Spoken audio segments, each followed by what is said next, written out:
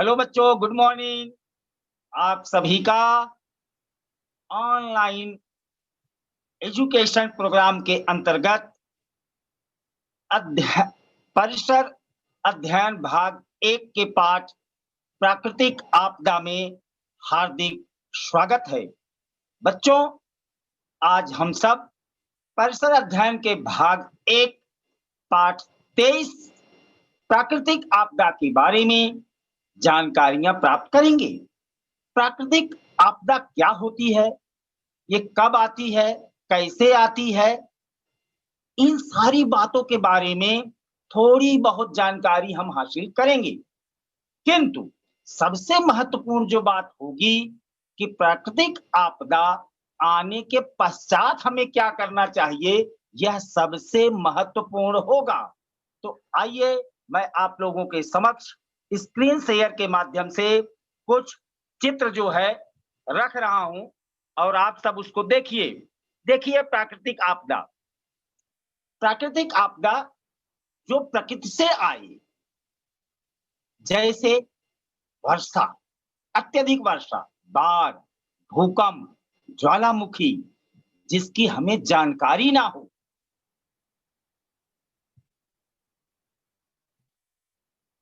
देखिए बच्चों, प्राकृतिक आपदा से बहुत ही विनाश होता है, मानव का, पशुओं का, घरों का, तमाम हमारी जो आर्थिक व्यवस्था है, जनजीवन है, सब कुछ अस्त व्यस्त हो जाता है। इसका एक छोटा सा उदाहरण मैं आपको दे दूं। सन 2005 26 जुलाई 2005 को मुंबई में भी पूर शब्द आया था। यहाँ मराठी में कहते हैं बाढ़ आई थी। पूरा जनजीवन अस्त व्यस्त हो गया था, मकान ढह गए थे, लोग बह गए थे, लोगों के घर में पानी भर गया था और 2 दिन लगातार यही स्थिति थी मुंबई के बच्चों। तो बड़ी भयावह होती है प्राकृतिक आपदा।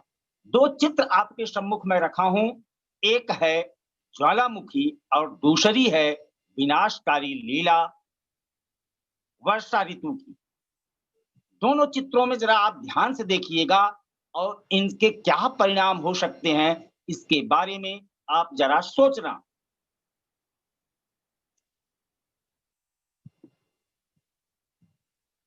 बच्चों, बरसात के दिनों में कभी-कभी 2-3 दिन तक जोरदार वर्षा होती है। नदी का पानी इतना बढ़ जाता है कि वह उफान पर आ जाता है, अपनी चरम सीमा पर होता है, अपने किनारों को लांघ जाता है। कभी-कभी नदी का पानी किनारों की बस्ती में भी घुस जाता है, चला जाता है। नदी के पानी के स्तर में होने वाली इस वृद्धि को क्या कहते हैं?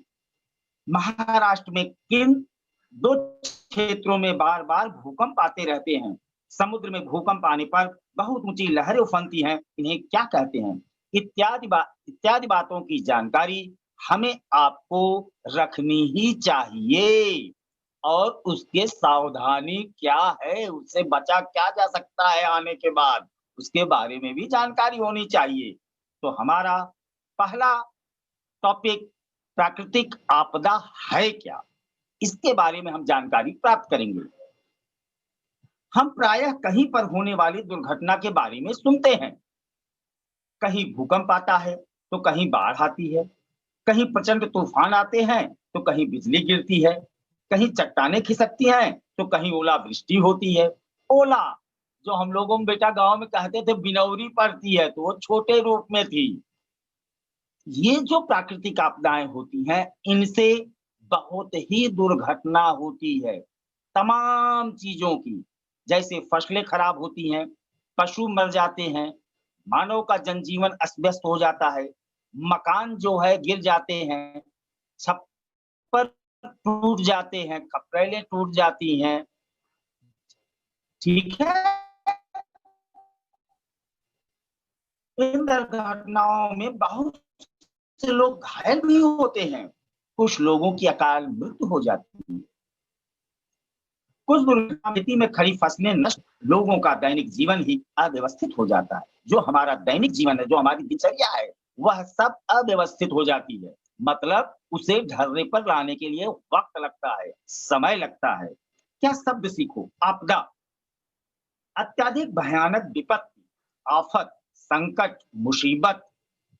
ऐसी विपत्ति में मनुष्य हताहत हो सकते हैं, घायल हो सकते हैं, दुर्घटनाग्रस्त हो सकते हैं, कुछ लोगों की मृत्यु भी हो जाती है।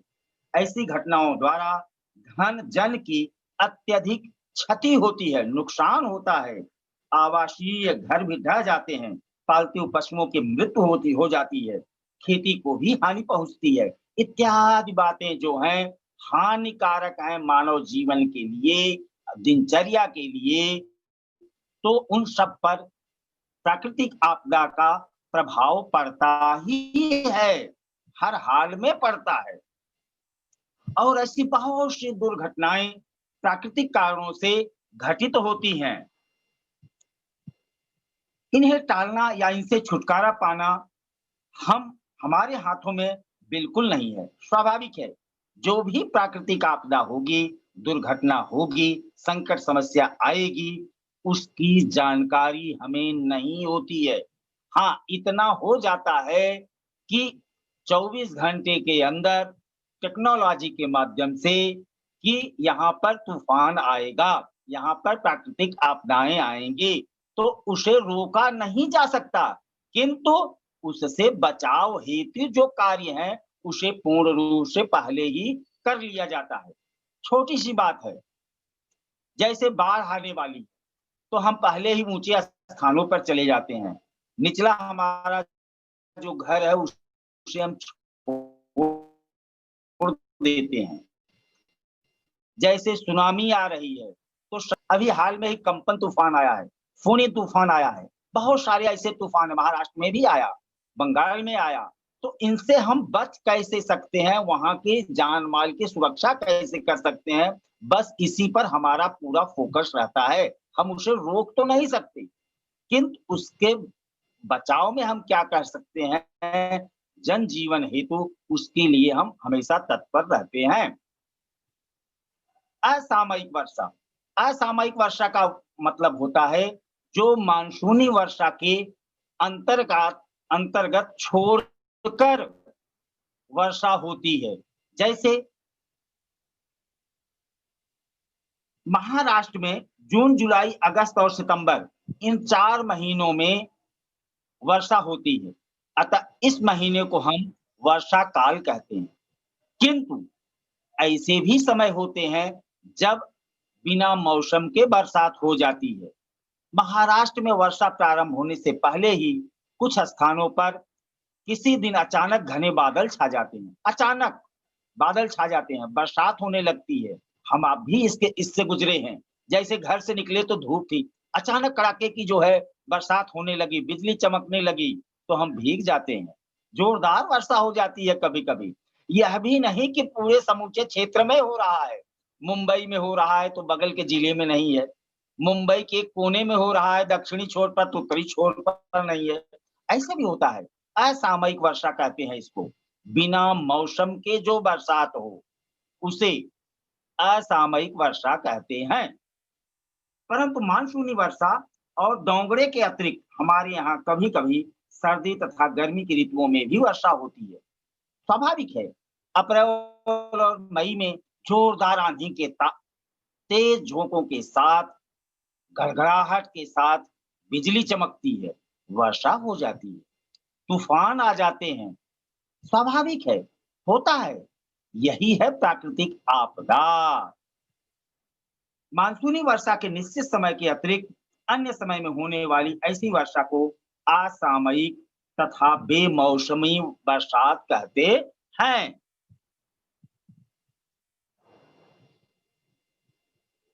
असामयिक वर्षा, असामयिक वर्षा अनजाने में और अचानक शुरू होती है, एकाएक, एक बैग, जैसे मैंने उदाहरण दिया अभी। इस वर्षा द्वारा लोगों में भगदड़ मचती है और दुर्गति होती है।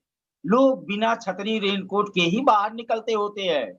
जैसे हम आप भी निकल जाते हैं और अचानक वर्षा अभी बीच में हो रही थी बेटा। बीच में बरसात शुरू हो गई थी।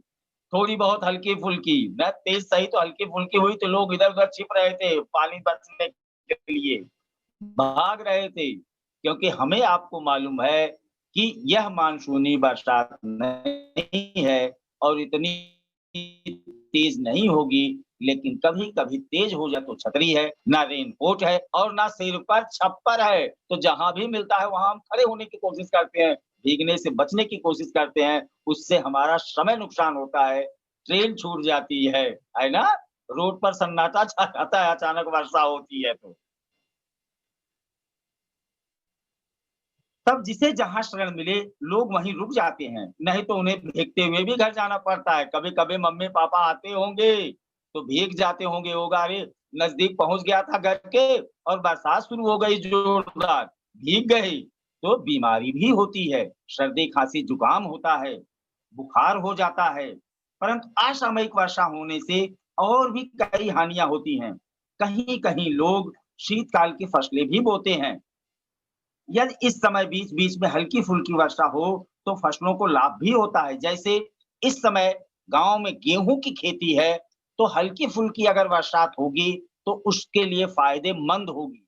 लेकिन यदि वही बहुत जोरदार वर्षा हो जाए, खेत में पानी भर जाए, तो फसल के लिए बहुत ही नुकसानदेह है।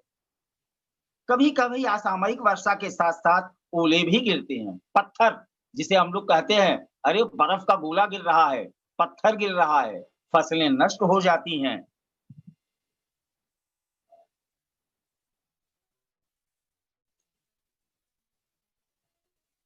पशु-पक्षी भी घायल होते हैं, स्वाभाविक है। अचानक असामयिक वर्षा हो रही है, तो मानव ही नहीं होगा प्रभावित, पशु-पक्षी भी होंगे, पशु प्राणी भी होंगे। मानव जीवन से जुड़े जो भी घटक हैं, उन सब पर असर पड़ता है असामयिक वर्षा का, प्राकृतिक आपदा का।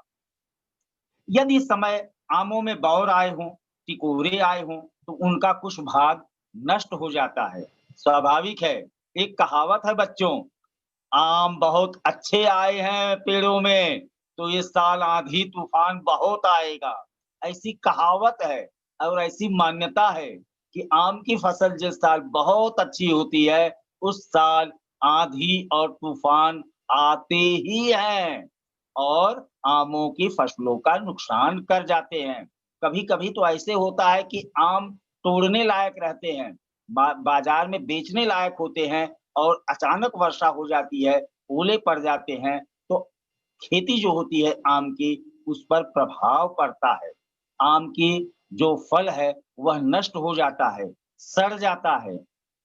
बाढ़ वर्षा काल में कभी-कभी 3-4 दिनों तक लगातार वर्षा होती है और नदियों में बाढ़ आ जाती है। नदियाँ अपने किनारों को लांघ जाती हैं और वह अपने किनारे बसे हुए झुग्गी-झोपड़ियों, बस्तियों में पानी से तबाही ही तबाही मचाती हैं। खैर हम लोगों ने इतना नहीं देखा है, लेकिन 26 जुलाई 2005 की बाढ़ हम आप देखे हैं, है ना? मीठी नदी तूफ़ान पर थी, समुद्र में वो सुनामी आया हुआ था, समुद्र ज्वार आया हुआ था और ऊपर से जो है घने बादल बरसात हो रहे थे। ऐसी कहावत है कि 100-100 फुट के बादल हो गए थे, है ना? ऐसा हम लोग मानते हैं, सुनते थे और 2-3 दिन तक तो पूरा शहर ही एकदम जैसे बेजान हो गया था। सब जगह त्राहिमाम त्राहिमाम, है ना? बाढ़ के कारण नदी के तट के समीप बने मिट्टी के मकान ढह जाते हैं। जो भी झुग्गी-झोपड़ियाँ, बस्तियाँ हैं, वे सब के सब पानी के तेज बहाव से नष्ट हो जाती हैं, बर्बाद हो जाती हैं। बस्ती में पानी एकत्र होने के कारण दैनिक जीवन यातनामय हो जाता है, कष्टकारी हो जाता है, जीना दूभर हो जाता है। ऐसे समय पर भी किसी ऊँचे तथा सुरक्षित स्थान पर जाएँ और बाढ़ का पानी उतरने तक अपने घरों में, अपनी बस्ती में ना जाएँ। ये सुरक्षा है, ये सीख है कि यदि बाढ़ आई है, तो हमें ऊँचे स्थानों पर जाना चाहिए या हमें जानकारी मिल रही है कि नदी में पानी बहुत बढ़ रहा है, अपने किनारों को कभी भी लांघ सकता है, हमारी बस्ती में आ सकता है, तो हमें ऊँचे स्थानों पर अपने जो सामान हैं, उन सामानों के साथ चले जाना चाहिए, है ना? ज़िम्मेदारी के साथ जान जोखिम में नहीं डालना चाहिए। साथ ही अपने पशुओं का भी ध्यान रखना चाहिए, उन्हें भी लेकर चले जाना चाहिए। भूकंप कभी-कभी जमीन के आंतरिक भाग में चट्टानों में हलचलें उत्पन्न होती हैं। उसके कारण चट्टानों की परतों में तरंगे निर्मित होती हैं। हमारी जो पृथ्वी है, यह कई सतहों से बनी है, अलग-अलग चट्टानों से बनी है। तो उसके जो आंतरिक भाग होते हैं, वहाँ पर कुछ ऐसी गतिविधियाँ होती हैं चट्टानों में कि उनमें तरंगे उत्पन्न होती हैं। इसका एक छोटा-सा उदाहरण दिया गया है कि यदि तालाब में तुम एक पत्थर मारो, तो देखो वृत्ताकार में ऐसे तरंगे किनारे तक आती हैं। देखा है कि नहीं? देखे होंगे हम आप, और हम आप ऐसा किए भी हैं। ठीक है? ठीक है, नहीं कुछ करना, एक बाल्टी में पानी ले लो और उसके अंदर ऐसे खाली से ज़रा-सा कुछ छोड़ दो। देखो पूरा ऐसे तरंगे फैल जाती हैं। ठीक वही स्थिति होती है। यदि शांत जल के स्तर पर कोई बच्चा एक पत्थर फेंक दे, तो उस पर वृत्ताकार तरंगे निर्मित होती हैं। जैसे मैंने बताया उदाहरण, आप करके देख सकते हैं अपने घर में। और वही तरंगे जब चट्टानों के अंदर पृथ्वी के अंतर्गत आंतरिक भागों में होती हैं, तो उससे जो है तूफान आते हैं, भयंकर भूकंप आते हैं, प्राकृतिक आपदाएँ आती हैं। और यह नेचुरल है, यह हम आप रोक नहीं सकते, लेकिन इनसे हम कैसे बच सकते हैं, उसके पश्चात हमें क्या करना चाहिए, आने से पहले क्या करना चाहिए, यदि जानकारी मिल रही है, तो उसके बारे में हमें आपको तुरंत जागरूक होकर अमल करना चाहिए उन बातों पर।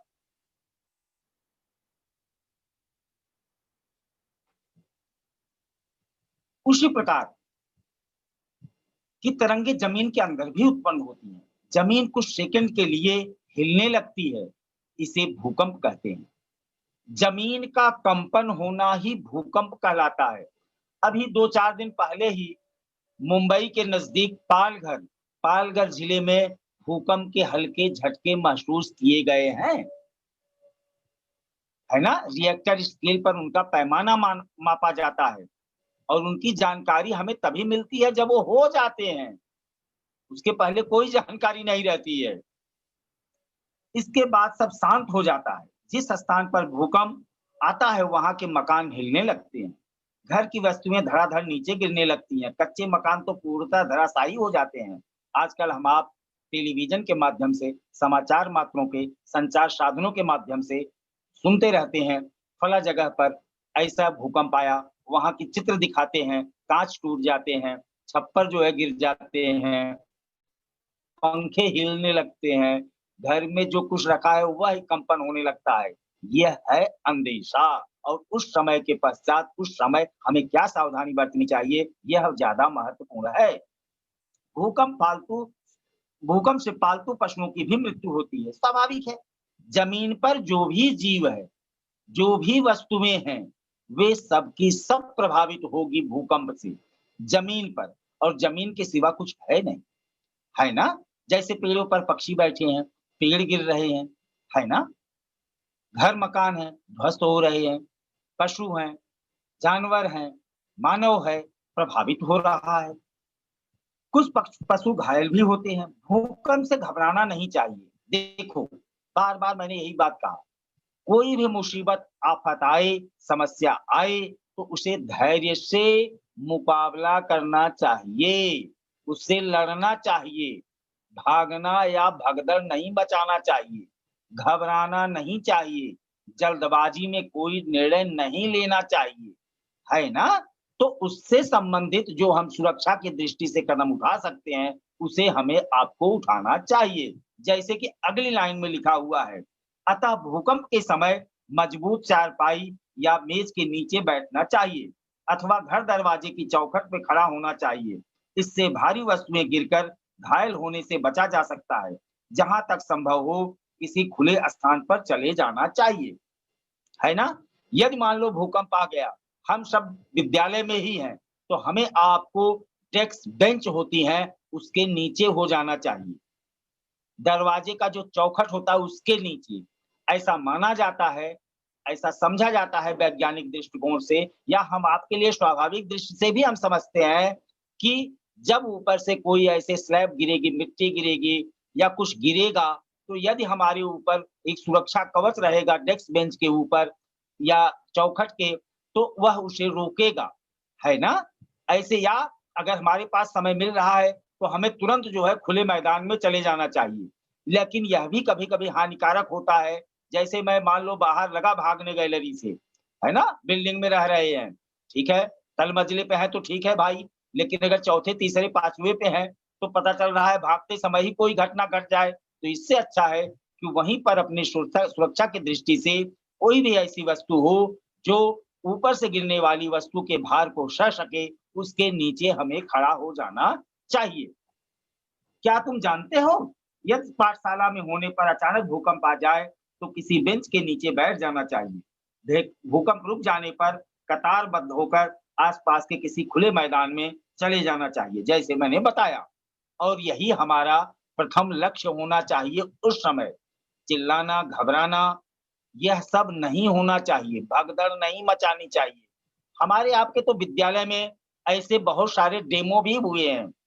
याद होगा आप लोगों को विद्यालय में होता रहता है हर साल कि बेल बजाई जाती है और कतारबद्ध होके जो है तुरंत ऊपरी मंजिला, तीसरा मंजिला, पहला मंजिला सब बच्चे लाइन से और शिक्षक भी साथ में सब आके मैदान में खुले खड़े हो जाते हैं और विदिन 2 मिनट में 1 मिनट में सबको उतरना रहता है ना? डेमो भी किया गया हमें, हम आप जानकार हैं, हम आप प्रत्यक्ष रूप से देखे हैं कि उस समय हमें आपको क्या करना है ना? प्रशिक्षण लिए हैं, तो उसका जीवन में सदैव उपयोग करना चाहिए।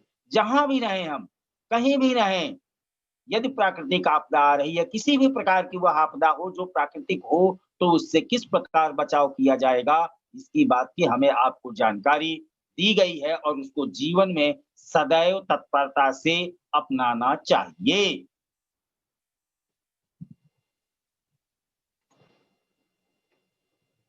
सुनामी, लिखा है बेटा, तो सुनामी।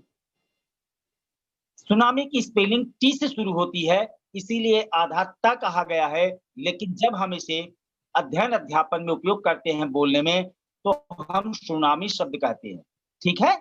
इस बात को ज़रा आप लोग ध्यान रखिएगा। तो सुनामी, ठीक है? तो सुनामी, लेकिन सुनामी शब्द का ही प्रयोग करते हैं, अतः अंग्रेजी शब्द में भी उच्चारण में, प्रोनंसिएशन में साइलेंट है, इसलिए यहाँ भी हम आप साइलेंट कह के उसे सुनामी कह सकते हैं। सुनामी के बारे में भी हमें आपको जानकारी मालूम करनी चाहिए। यदि भूकंप का उद्गम सागर में होता है, ज़रा ध्यान देखना बेटा, जैसे सागर के नीचे भी ज़मीन है, वहाँ भी नीचे चट्टानें हैं, परतें हैं चट्टानों की। तब भूकंप द्वारा सागर में अत्यंत बड़ी और ऊंची लहरें निर्मित होती हैं। एक-एक लहर 3-4 मंजिले वाली इमारतों की ऊंचाई के बराबर होती है। ये लहरें प्रचंड वेग से समुद्र तट तक आकर उससे टकराती हैं। इन्हीं लहरों को सुनामी कहते हैं। जैसे जमीन के अंदर अगर हुआ, तो उससे जो है भूकंप आया, जमीन कंपन होने लगी। ठीक वैसे ही यदि उसका जो मेन है जगह, वह समुद्र के भी है। तो अभी हमने आपने सीखा कि यदि हम तालाब में पत्थर फेंकते हैं, तो वृत्ताकार में तरंगे किनारों तक आती हैं।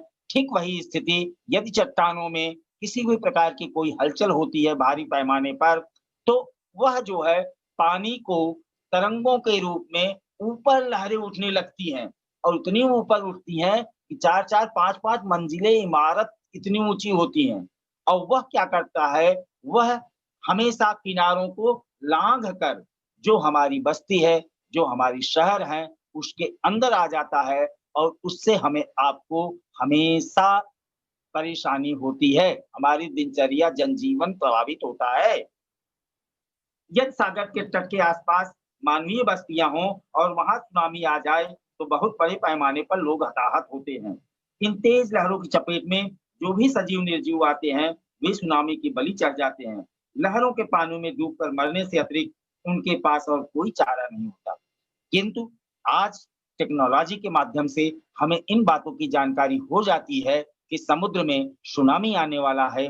नीचे ऐसी कुछ गतिविधियां हो रही हैं जमीन की चट्टानों में, जिससे तबाही मच सकती है। तूफान आ सकते हैं, तेज हवाएं आ सकती हैं, तो उससे क्या बचाव उपाय करना चाहिए? हम 24 घंटे 12 घंटे पहले ही इन सारी व्यवस्थाओं को पूर्ण कर लेते हैं, है ना?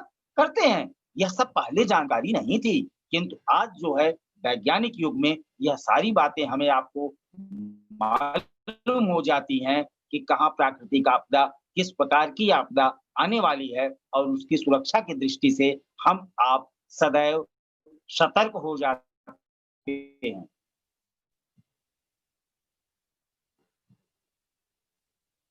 सुनामी का झटका इतना प्रबल होता है कि किनारों पर खड़े वाहन अंदर बैठे हुए यात्रियों के माध्यम से देखे हैं, संचार माध्यम के माध्यम से देखे हैं। बड़ी-बड़ी गाड़ियाँ, बड़े-बड़े 100-100 मंजिले की इमारतें सब धराशायी हो जाती हैं सुनामी में। जापान में आया हुआ था। पूरा का पूरा एकदम सैलाब। ऐसा नहीं है कि जो जीवित हैं वही प्रभावित होते हैं, जो निर्जीव हैं वो भी प्रभावित होते हैं। जो मानव निर्मित है वो भी प्रभावित होते हैं, जो प्राकृतिक निर्मित हैं वो भी प्रभावित होते हैं। नुकसान सबका हो जाता है और सबका जो कुछ भी है, वह सब कुछ संपूर्णतः नष्ट हो जाता है ना? स्वाभाविक है, जो भी आपदाएँ होती हैं, वह विनाशकारी होती ही हैं और उन पर हमारा आपका कोई ज़ोर नहीं चलता है। क्या तुम जानते हो बच्चों? बड़े शहरों और प्रत्येक जिले में यह पहले से निर्धारित होता है कि किसी प्राकृतिक आपदा के अचानक आने पर जीवन को सरल ढंग से चलाने के लिए क्या करना चाहिए। उसके लिए विशेष ढंग से ही प्रशिक्षित सेवक वर्ग होता है। आवश्यकता होने पर सेना के जवानों की भी सहायता ली जाती है। हम आप सुनते हैं, देखते हैं और अनुभव किया है, साक्षात आया हुआ है कि सेना की व्यवस्था हो जाती है। जो प्रशासनिक अमले हैं, वे सब एकदम अलर्ट हो जाते हैं, है ना? कि कितनी कम से कम जनजीवन की हानि हो, है ना? सतर्क हो जाते हैं। हमने क्या सीखा? वर्षा काल के अतिरिक्त अन्य समय पर होने वाली वर्षा को असामयिक वर्षा कहते हैं। यह एक बात हमारी आपकी क्लियर हो गई कि वह वर्षा, वह बरसात जो बिना समय के हो, असामयिक, बिना समय के अतिरिक्त यदि हो रही है, तो वही असामयिक वर्षा होती है। असामयिक वर्षा के कारण सर्वत्र भगदड़ मच जाती है। भगदड़ इतनी तेज नहीं होती है, लेकिन जो भी रास्ते पर रहते हैं, वे तत्काल इधर से उधर हो जाते हैं या घर के बाहर कुछ सामान रखे हुए हैं, तो उसको तुरंत घर में रखने लगते हैं, है ना? अरे तेज बात है, जैसे गाँव वगैरह में हम आप देखे हैं, है ना? मैं बहुत ज़्यादा उदाहरण देता हूँ गाँव वगैरह का। जैसे अनाज वगैरह रखे हैं सुखाने के लिए, है ना? तो ये होता है, अरे बरसात हो रही है, बादल छा गए हैं, जल्दी इसको घर में रख लो, फटाफट सब लोग रखने लगते हैं, पशुओं का चारा वगैरह उसको रखने लगते हैं, है ना? आजकल तो गाँव में भी गैस हो गया, नहीं तो पहले सब उपली और लकड़ी वगैरह भी सब ये होता था, अरे बाबा जल्दी करो घर में रखो, है ना? क्यों ऐसा करते थे? क्यों? क्योंकि वो नमी से थोड़ा प्रभावित होता था, इसलिए वो थोड़ी धूप में जो है उसको रखकर सुखाना चाहते थे।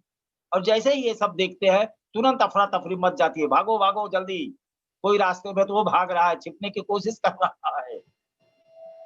ऐसी वर्षा के समय ओले गिरने से जन-धन की अत्यधिक हानि होती है। ओलावृष्टि अभी राजस्थान में आया हुआ था, इसके पहले हम आप देखे हैं कितने बड़े-बड़े ओले पड़ते हैं। तर-तर, तर-तर ऐसे आवाज़ आती है छतों पर गिरते हैं तो, फसलें नष्ट हो जाती हैं, पशुओं की मृत्यु हो जाती पड़ती है ना?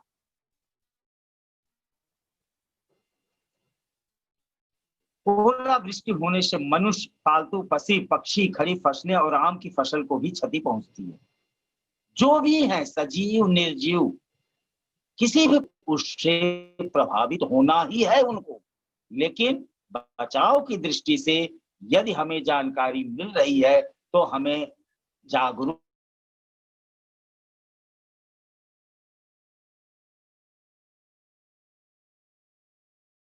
होना चाहिए।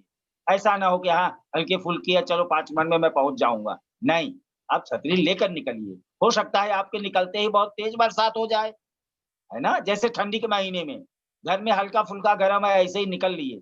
पता चले कि रास्ते में जो है रात को देर से हो गई या रास्ते में ठंड लग रही है, हवा लग रही है बस में, ट्रेन में, है ना? तो हम पहले से ही सुरक्षित होकर जाएं।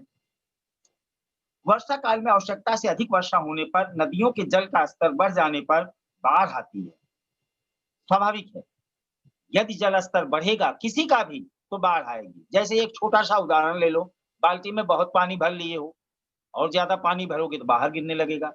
ग्लास में पानी आप लिए हो, ज्यादा पानी भरोगे, उसकी एक कैपेसिटी से ऊपर हो जाएगा लेवल, तो वो नीचे छलकेगा ही, है ना? ठीक वैसे ही कहीं भी कोई भी जलाशय है, यदि उसके अतिरिक्त, उसकी क्षमता के अतिरिक्त पानी उसमें आएगा, तो वह स्वाभाविक है कि वह छलकेगा ही और बगल जो है वह गिरेगा ही, है ना? तालाब है, नदी, तालाब और जब बाढ़ वगैरह आती है तो नदियों वगैरह में भी दूसरी नदियों का पानी छोड़ दिया जाता है। ऐसे भी होता है। जैसे उनकी जो उप नदियाँ हैं, सहायक नदियाँ हैं, उनमें पानी छोड़ दिया जाता है। उनकी भी कैपेसिटी बढ़ जाती है, तो उनसे भी बस्तियाँ प्रभावित होती हैं, है ना? हाँ, स्वाभाविक है। चौतरफा हमला होता है प्राकृतिक आपदा का, ध्यान रखना बच्चों। बाढ़ का पानी बस्तियों तथा खड़ी फसलों खेती में घुस जाता है। इससे मनुष्य, पशु इत्यादि डूबकर मर जाते हैं। बाढ़ का पानी उतरने तक हमें किसी ऊंचे सुरक्षित स्थान पर चले जाना चाहिए। स्वाभाविक है, यदि हमें अंदेशा हो रहा है कि नदी का पानी का स्तर बढ़ रहा है, नदी में बाढ़ आ सकती है, तो हमें आपको सुरक्षा की दृष्टि से ऊंचे स्थान पर पशु प्राणियों के साथ स्वयं भी अपनी कुछ आर्थिक जनजीवन वाली वस्तुओं को लेकर, दिनचर्या की वस्तुओं को लेकर ऊंचे स्थान पर चले जाना चाहिए। एक कहावत है, यदि हम अकेले कहीं गिरे रहेंगे प्राकृतिक आपदा में, तो हमें तक कोई भी मदद पहुँचाने में असफल हो सकता है। किंतु यदि हम सुरक्षित स्थान पर चले गए, हमारे जल, अन्न, वस्त्र की व्यवस्था नहीं है हमारे पास, तो वहाँ पर हमें वह सब कुछ मिल सकता है। सामाजिक कार्यकर्ताओं के माध्यम से, प्रशासनिक अमलों के माध्यम से, सुरक्षा की दृष्टि से सब कुछ मिलेगा वहाँ। किंतु यदि हम ऐसे ही वहीं रह गए, अकेले घिर गए आपदा में, तो वहाँ पर किसी भी प्रकार की सुख-सुविधा से हमें वंचित होना पड़ेगा। जैसे अभी केरल में बाढ़ आई थी, चीन में बाढ़ आती है हमारे पड़ोसी देश में, तो वो नदियों को खोल देता है। उससे हमारे जो किनारे के राज्य हैं, वो प्रभावित होते हैं, बिहार, बांग्लादेश प्रभावित होते हैं, आसाम। तो ऐसा नहीं है कि बाढ़ एक जगह आई है तो वही प्रभावित होगा। बाढ़ यदि आई हुई है एक राज्य में, एक देश में, तो उससे दूसरा देश भी, दूसरा राज्य भी, एक बस्ती नहीं, दूसरी बस्ती भी, तमाम तरह के जो भी उसके हैं अगल-बगल, अड़ोस-पड़ोस, सब प्रभावित होते हैं। होना भी है, होना ही है उनको। स्वाभाविक है। अरे! आग लग जाती है पड़ोस के अगर मकान में, तो क्या होता है? पड़ोसी का भी मकान जल जाता है ना? ठीक वैसे ही प्राकृतिक आपदा भी है बच्चों। यदि एक जगह आई है, तो उससे चौतरफा नुकसान होता है जन जीवन का। जब जमीन के अंदर स्थित चट्टानों में किसी कारण हलचलें पैदा होती हैं, तो तब तरंगों का निर्माण होता है। इसे भूकंप कहते हैं। पृथ्वी के अंदर आंतरिक जो चट्टानें हैं, उसमें कुछ न कुछ गतिशीलता होती है, कुछ न कुछ हलचल होती है, जिससे तरंगे पैदा होती हैं और उन्हीं तरंगों के माध्यम से भूकंप की उत्पत्ति होती है। आगे चलकर तुम लोग पूरी जानकारी प्राप्त करोगे कि भूकंप कैसे आता है, कितनी चट्टानों की परतें होती हैं, किस चट्टान में कहाँ भूकंप आता है, कहाँ गतिविधि होती है, तमाम बातों की जानकारी आप उच्च माध्यमिक शिक्षा में निश्चित प्राप्त करेंगे। बाढ़ का जब जमीन के अंदर स्थित चट्टानों किसी कारण हलचलें उत्पन्न होती हैं, तब तरंगों का निर्माण होता है। इसे भूकंप कहते हैं। भूकंप के कारण मकान हिलने लगते हैं, वस्तुएं धड़ाधड़ नीचे गिरने लगती हैं। मकानों के ढहने के कारण लोग उसके मलबे के नीचे दबकर मर जाते हैं या घायल हो जाते हैं। पालतू जानवर भी घायल हो जाते हैं। भूकंप के समय किसी चारपाई या मेज के नीचे बैठ जाना चाहिए अथवा दरवाजे की चौखट के नीचे खड़े हो जाना चाहिए। किसी खुले मैदान में चले जाना चाहिए।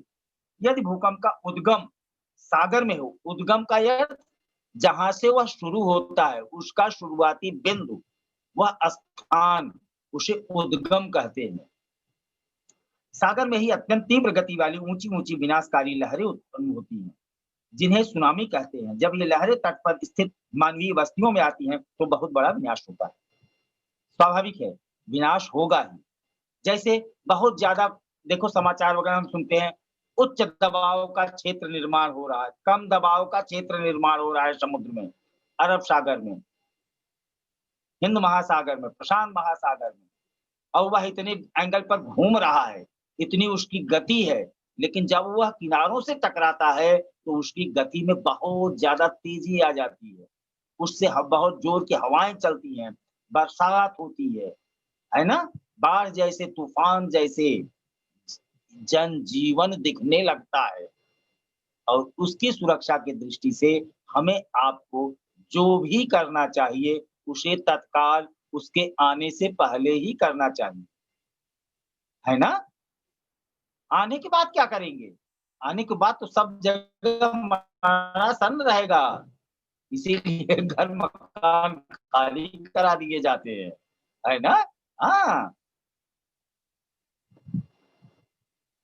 स्वाध्याय। स्वाध्याय के प्रश्न है बच्चों, जिसे हमें आपको अपने मन से, अपनी पुस्तक के माध्यम से अध्ययन अध्यापन करके, और जो मैंने सिखाया है, जो मैंने बताया है उदाहरणों के माध्यम से, उसको ध्यान में रखते हुए हमें आपको इन बातों की जानकारी हर हाल में लिखित स्वरूप में अपने पास रखनी चाहिए।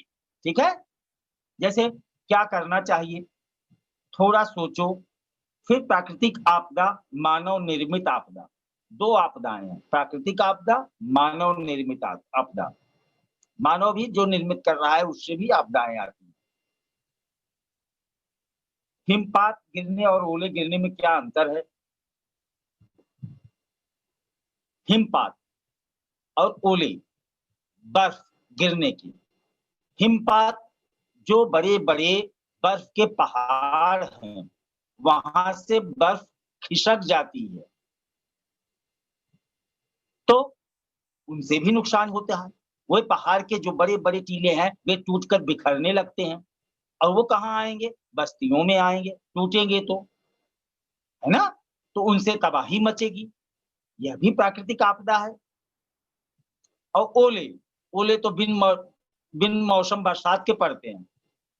जब भी बिन मौसम बरसात होती है, तो ओले गिरने शुरू हो जाते हैं, या बहुत तेज ठंड और गर्म दोनों साथ हो तो भी ओले गिरते हैं। बर्फीले प्रदेशों में ऐसे प्राणी पाए जाते हैं जिनके शरीर पर बाल होते हैं, उनके बाल सघन होते हैं या विरल होते हैं, उसका कारण क्या है? स्वाभाविक है, जैसा देश वैसा भेष, कहावत है। जैसा हमारा परिवेश होगा, वैसे ही हमारा रहन-सहन होगा, वैसे ही हमारी दिनचर्या होगी, वैसे ही हमारा जीवन होगा। इन सारी बातों को ध्यान में रखकर आप इसकी जानकारी ज़रूर प्राप्त करना। जहाँ ज़्यादा फल होंगे, वो फल हम खाएँगे, जहाँ जो फसल ज़्यादा होगी, उन फसलों का हमारा ज़्यादा लगाव रहेगा। तमाम बातें, जो कुछ भी प्राकृतिक रूप से वहाँ होगा, उसी के अनुसार मानव जीवन हमेशा ढलता है, ढलता रहेगा और ढलते आया है। ठीक है? जानकारी प्राप्त करो। बड़े शहरों में अग्नि सुरक्षा दल होते हैं, उनके बारे में जानकारी प्राप्त करो। अग्निशमक, है ना?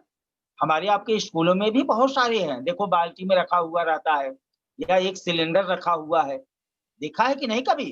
विद्यालय में भी है, तल मंजिले पर है, ऑफिस के सामने है, कक्षाओं के सामने है, तलों पर लगा हुआ है। सुरक्षा की दृष्टि से यदि अनहोनी कभी हो जाती है, अग्निकांड वगैरह जैसे कुछ भी आग लगती है, तो तत्काल उन सामग्रियों का उपयोग कर हम आप भी पा सकते हैं, काबू पा सकते हैं, ये थोड़ी बहुत है।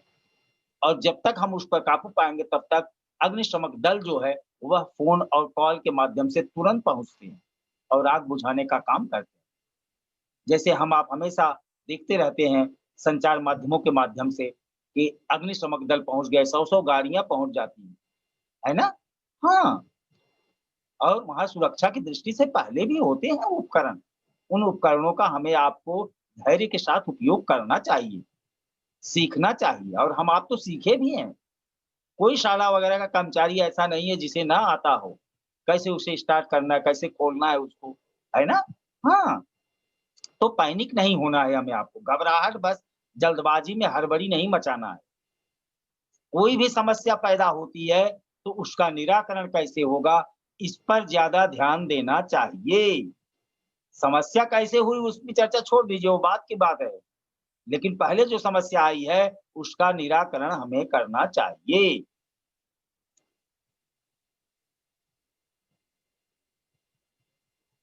समाचारों का संग्रह करो, समाचार पत्रों, आकाशवाणी, दूरदर्शन मैंने बार-बार उदाहरण दिया आप सभी को। संचार के जो भी माध्यम हैं, उनके माध्यम से जो है आप जानकारी प्राप्त करो कि प्राकृतिक आपदाओं से संबंधित समाचार कौन-कौन से हैं, आज क्या खबरें मिल रही हैं, कहाँ-कहाँ हुआ, तमाम बातों की जानकारी क्यों हुआ, कैसे हुआ, कितनी हानि हुई, इन तमाम बातों की हम आप जानकारी प्राप्त कर सकते हैं।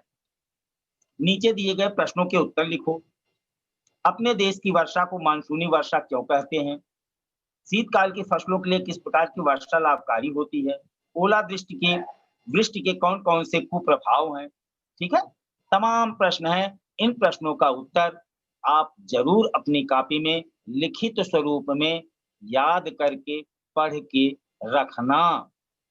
रखना भी चाहिए। मैंने बताया है आप लोगों को इससे पहले भी कि जब हम कोई चीज़ याद कर लेते हैं, तो उसे हम भूल भी सकते हैं।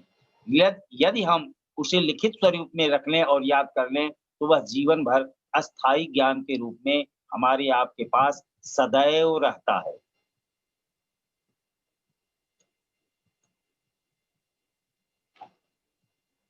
क्या बाढ़ के पानी में तैरना चाहिए? सागर तट के समीप खड़े वाहनों पर सुनामी का क्या प्रभाव पड़ता है? यह भी प्रश्न है। सावधानी पूर्वक क्या हमारा उत्तर होना चाहिए? क्या विवेक से हम काम लेने चाहिए? वैसे ही हमें वो आपको उत्तर लिखना है। रिक्त स्थानों की पूर्ति करो। जिस प्रकार पानी में बनती है, ठीक वैसे ही खाली जगह भरो, ज़मीन के अंदर भी बनती हैं। 3 है, 3 के तीनों आपको किताब में भी से मिलेगा। आपने सुना है तो भी आपको याद होगा। इन्हें भी आपको पूर्ण करना है। गृह कार्य, प्राकृतिक आपदाएँ कौन-कौन सी हैं लिखो। उनकी एक सूची बनाओ कि किन प्राकृतिक आपदाओं के बारे में हम आप जानते हैं। आपके परिसर में कौन-कौन सी प्राकृतिक घटनाएँ घटित हुई, जानकारी प्राप्त करो। जहाँ हम रहते हैं, जिस परिवेश में रहते हैं, जिस बस्ती में रहते हैं, जिस शहर में रहते हैं, वहाँ अभी तक कौन-कौन सी प्राकृतिक आपदाएँ आई हुई हैं, कौन-सी घटनाएँ हुई हैं और वो कैसी थी, कितनी भयावह थी, क्या उनसे नुकसान हुआ। तमाम बातों की जानकारी एक सूचीबद्ध तरीके से आप अपने माता-पिता, संचार माध्यम के माध्यम से, पेपर कटिंग के माध्यम से, है ना? हम आप रख सकते हैं, जानकारी प्राप्त कर सकते हैं, है ना?